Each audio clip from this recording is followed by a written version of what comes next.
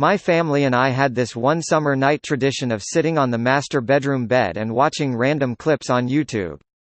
These nights would end with my sister and I slinking off to our rooms well past midnight.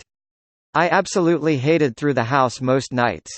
Our home had a lot of corridors and reflective surfaces, so I would always get chills at the sight of random shadows moving on the walls.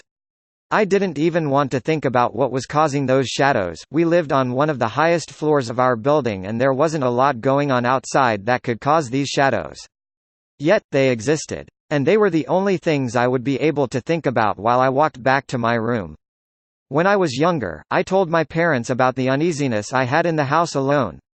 My dad would call me irrational and would tell me scary jokes to make it worse that would scare me to no end. My mom would laugh off my fears and give me some sort of kitchen utensil to use as a weapon, just to make me feel better as I walked through the house at night. Even my naive mind knew that my weapon wouldn't save me, so I'd run and jump into safety of my bed. As I grew older, so did my pride. I stopped telling my parents that I was scared and I'd walk back to my room with an air of confidence, as fake as I could muster. Each step into the darkness would give me the chills, but pride made me keep myself going at a steady pace until I reached my room.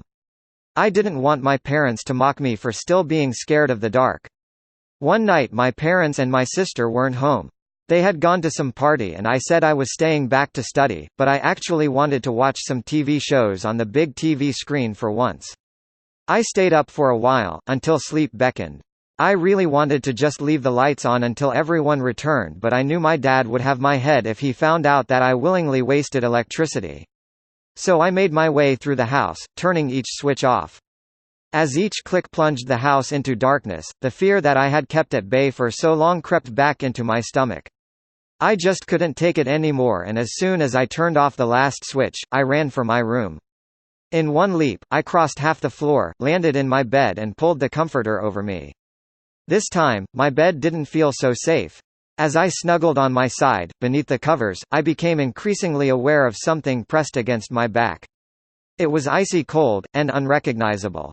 I was frozen. As my eyes adjusted to the darkness, a voice whispered into my ear, her breath on my neck.